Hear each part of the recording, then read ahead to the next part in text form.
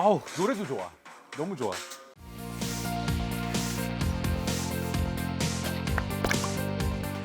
안녕하세요. 궁금한 것이 많은 뇌과학 박사 장동선입니다. 오늘은요, 제가 소울이 가득해요. 왜냐하면 영화 소울을 보고 왔거든요. 너무너무 좋았어요. 제가 정말 좋아하는 디즈니 픽사 제작진이 만든 건데, 영화 인사이드 아웃 만들었고요. 그리고 코코 만들었고, 또 들은 바에 의하면은 그 예전에 이것도 인생 영화입니다. 정말 멋진 제작진이 만든 영화인데, 그 중에서도 올해 나온 지금 우리 극장에 개봉한 소울은 정말 최고였어요. 그래서 오늘은 소울과 관련된 다양한 얘기를 해볼 텐데요. 일단 이 영화에서 사용하고 있는 소울이 여러 가지 의미가 있어요. 첫 번째 소울의 의미는 영혼. 그래서 첫 번째 오늘 다룰 주제는 인간은 영혼이 있는가? 뇌과학은 영혼에 대해서 뭐라고 말을 하는가? 이게 첫 번째 주제고요. 두 번째 주제는 소울이 사실 다른 의미예요. 이 소울이라고 하는 장르의 음악이 있잖아요. 여기에도 나오는 그 소울이라는 건 어떤 거냐면은 내가 살면서 혼신의 힘을 다하는 그런 거를 소울이 있다라고 얘기를 하는 거예요. 두 가지 의미가 다 있는. 자, 그러면은 첫 번째 질문부터 빠르게. 왜냐면 이게 메인이 아니에요. 영혼은 존재하는가? 이거에 대해서 보통 사람들이 가장 많이 기억하고 있으면 야, 영혼의 무게가 21g 아니야? 이런 영화도 나왔었고 사람들이 기억하고 있죠. 이게 바로 어떤 실험에 의거하고 있냐면은 1901년도에 미국 매사추세츠주의 덩컨 맥더걸이라는 의사가 영혼에게는 무게가 있다고 믿어가지고 사람이 죽을 때 영혼이 빠져나가면은 질량이 줄어들 거다라는 가설을 가지고 실험을 해요. 근데 뭐 사람 죽는 걸 많이 볼 수 없으니까 또 죽는 순간을 정확하게 측정하는 또 어려우니까 실제로는 6명의 환자밖에 못 봅니다. 그리고 1907년도에 논문을 하나 내요. 영혼이 빠져나간 다음에 이 사람 몸무게가 21g이 줄었다라고 하는 이야기를 합니다. 근데 사실 이 실험은 모든 과학자들이 다 이거는 과학적인 실험이 아니다라고 얘기를 합니다. 그 이유는 뭐냐면 6명이 다 21g이 아니라 사실 한 명은 몸무게가 늘기도 했고요. 몇 명은 몸무게가 전혀 늘지 않고 측정이 안 됐고요. 딱 한 명만 21g이 줄었어요. 근데 이 의사는 자기가 믿던 대로 21g 딱 준 사람 하나만 보고 찝찝어가지고 거 봐라 내 말이 맞지 않냐라고 해서 그 결과를 이야기한 거기 때문에 결코 과학적인 실험이 아닙니다. 두 번째로 넘어가서 한번 상상해 볼까요? 이건 철학자들, 신학자들 했던 얘기들 중에 하나인데, 만약에 모든 사람이 죽고 나서 영혼이 남아요. 그 중에 영혼의 뭐 일부는 귀신이 돼서 이 지구상에도 남는다고 가정을 해봅시다. 지금 지구상에 살고 있는 모든 사람들의 숫자가 78억이 넘습니다. 자, 78억 명이 다 죽으면 다 영혼이 남잖아요. 근데 그 전 세대 이 사람들 다 엄마 아빠가 다 있을 거예요. 그 전에도 몇십억 있어요. 그 전에도 몇십억 있어요. 이 사람들이 다 죽어서 영혼을 남기면 사실 지금 우리가 쉬고 있는 공기 안에 매 제곱미터당 영혼이 꽉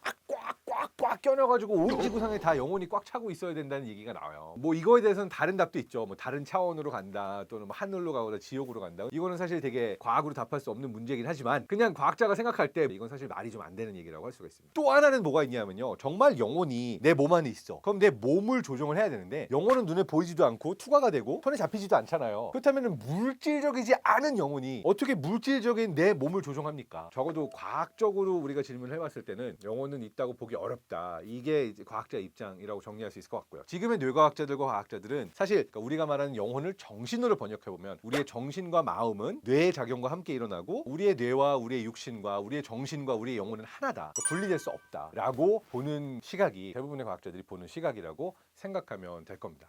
100% 과학자는 아닐 수도 있어요. 왜냐면 과학자들도 종교가 있고 믿음이 있으니까 적어도 과학적으로 설명 가능한 영역 안에서 영혼은 없다. 자, 근데요, 이 영화 소울은요, 영혼 얘기가 아니에요. 이게 영화 21g 얘기를 하면 이 얘기를 할 수 있을지 모르지만 영화 소울은 이거보다 훨씬 깊이 들어갑니다. 전 이 영화 소울이 너무 좋았거든요. 근데 그 이유 중에 하나는 제가 어렸을 때부터 늘 질문해 오던 동선아, 장동선, 넌 왜 사니? 라고 물어봤을 때 내가 나 스스로에게 이게 나의 답이야. 내가 산 이유는 이거야. 라고 말하는 답을 내게 만드는 그러한 어떤 나의 스토리가 있었는데 이 영화 소울이 이걸 건드렸어요. 자, 이 스토리는 뭐냐? 무명의 음악가가 엄청나게 멋있는 꿈을 꾸면서 음악만을 사랑하고 멋진 무대에서 연주하는 꿈을 꾸다가 그 꿈을 이루기 직전에 죽어요. 이 영화 돌아가자마자 초반 5분인가요? 아주 초반에 이 일이 일어나요. 되게 막 좀비 뭐 어쩌라고 막 이렇게 시작하는 거예요, 영화 자체가. 근데 이게 이 영화의 시작인 거에서 저는 너무 놀란 게, 와, 내가 항상 이런 상황이 있다면 우리 왜 살지? 라고 던지는 질문하고 똑같은 질문을 이 영화가 던지면서 시작을 하는 거죠. 자, 여기에 대해서 기존의 종교와 철학과 과학이 내린 답들을 한번 살펴볼게요. 첫 번째 답, 기독교와 천주교와 이슬람과 절대신을 믿는 대부분의 종교에서는 자, 이 사람이 평생 동안 열심히 노력을 하다가 죽었어요. 그러면은 어떻게 되냐? 이 사람은 죽어서 착하게 살았으니까 천국에 갈 거예요. 나쁜 짓을 했으면 지옥에 간다. 이 세상의 삶이 끝이 아니라 이 세상의 삶 다음에 또 다른 삶이 있다. 이게 바로 이제 종교를 믿는 사람이라면. 그런데 나는 신을 믿지 않는다. 무신론자다. 나는 물질론자다. 아니면 나는 실존주의자다. 또는 허무주의자다. 근데 어쨌든 내가 그런 쪽을 믿는 과학자라고 한다면, 그러면 이 사람은 아무리 꿈을 많이 꾸고 평생 노력하고 음악을 연습하고 했어도 딱 죽는 순간 끝.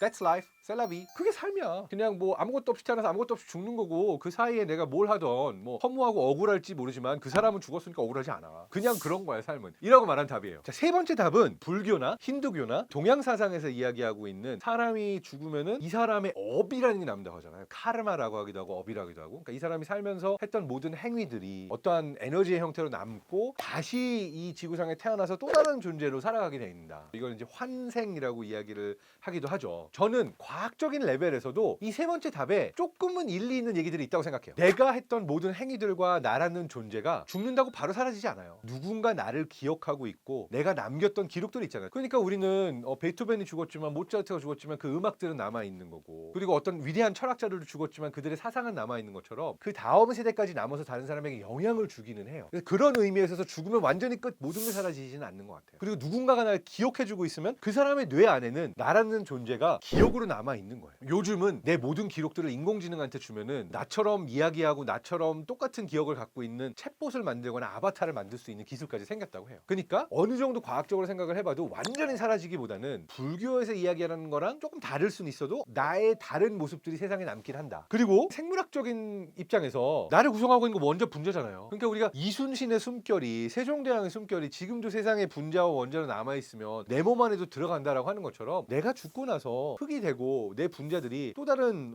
나무가 되고 또 다른 누군가의 몸 안에 들어가는 거니까 장동선이라는 사람은 남지 않을지라도 내 몸을 구성하던 분자와 원자들은 세상에 남는 거니까 또 무언가가 남긴 남는. 이 다시 태어난다는 게 이 두 가지 다 측면에서 봐도 어떻게 보면은 그렇게 틀린 말 아닌 것 같아요. 그래서 이제부터는 방금 말해드린 이론과 종교와 철학과 사상과 과학의 영역을 떠나서 그냥 제 개똥 철학입니다. 근데 요게 신기하게도 영화 소울이랑 되게 많이 일치해요. 자, 저는 이렇게 상상을 해봤어요. 세상에 어떤 사람은 모차르트처럼 태어나자마자 3살, 4살에 작곡을 하고 막 음악을 연주할 줄 알고 이 사람 태어나자마자 뭔가 굉장한 능력을 타고난 것 같잖아요. 근데 어떤 사람들은 죽으라고 노력을 해가지고도 그 노력의 결실도 못 내고 갑자기 죽어요. 저는 뭔가 큰 그림으로 전 지구와 모든 사람들을 놓고 보면은 이 둘 사이에 상관관계가 있다고 믿으면 되게 아름다운 스토리가 아닐까라고 생각을 했어요. 그러니까 말하자면 내가 평생 노력하다가 갑자기 죽어버리는 이 사람의 노력이 헛된 게 아니라 이런 사람들이 여러 세상에 살다 보면 모차르트 같은 천재도 태어나는 게 아닐까 라는 스토리가, 저는 너 외산이라고 하면은 나름의 과학적인 믿음이 아니라 제가 가지고 있는 삶에 대한 믿음에 가까웠던 것 같아요. 근데 영화 소울을 보면서 야, 역시 사람들의 생각은 다 비슷한 점들이 있고 서로가 연결되는 게 있구나라고 느꼈던 게, 영화의 모든 거를 제가 말씀드리진 않겠지만 영화에서도 보면 결국 삶의 중요성, 매 한순간 한순간을 내가 꿈을 꾸면서 치열하게 삶에 몰두하는 것이 얼마나 의미 있는 일인가라는 이야기가 중간중간 많이 나와요. 그래서 결론을 내자면 우리가 왜 사는가 라고 했을 때 갑자기 열심히 노력하고 꿈꾸다가 죽었을 때 그게 끝인가? 라는 되게 중요한 삶의 질문을 던지는 영화고요. 그 삶의 질문에 대해서 나름대로 영화가 되게 재밌게 답을 합니다. 영화 마지막에 끝나면서 나온 노래가 또 너무 좋았어요. 저 이렇게 영화 보면 잘 울거든요. 그 영화 업 보면서도 울고 영화 인사이드 아웃 보면서도 통곡을 하고 코코 보면서도 울었는데 이 영화 보면서도 또 울었습니다. 그 이유가 영화 마지막에 이렇게 끝나요. Say it's Say it's alright. Say it's alright. 너는 영혼을 가졌으니까, 너는 온 혼신의 힘을 다해서 삶을 사랑했고 너가 하려던 많은 그것들을 했으니까 삶은 살만한 거야. It's alright. 이런데 너무 감동이었어요. 왜냐면 한국말로 말하면 이거잖아요. 다 괜찮아. 진짜 다 괜찮아. 삶은 원래 힘든 거고 그러면서 네가 사는 한 순간순간이 중요한 거고 괜찮아. 삶은 아픈 거야. 아프고 너무나 힘든 거지만 꿈을 꾸고 있고 열심히 하려는 마음이 있어서 혼신의 힘을 다한 무언가가 있다면 삶은 살만한 거야. 괜찮아. 저 또 뭉클했어요. 여러분 모두도 이 영화 마지막에 있는 말을 드리고 싶네요. 다 괜찮아. 삶은 아픈 거고 힘든 거고 그래도 삶은 살만한 거야. 이렇게 말씀드리고 싶고, 영화를 아직 안 보셨다면 개인적으로 되게 추천드리고요. 이걸로서 오늘 좀 길었지만 영화 소울 리뷰, 길었던 리뷰 마치도록 하고요. 여러분 모두 소울 가지고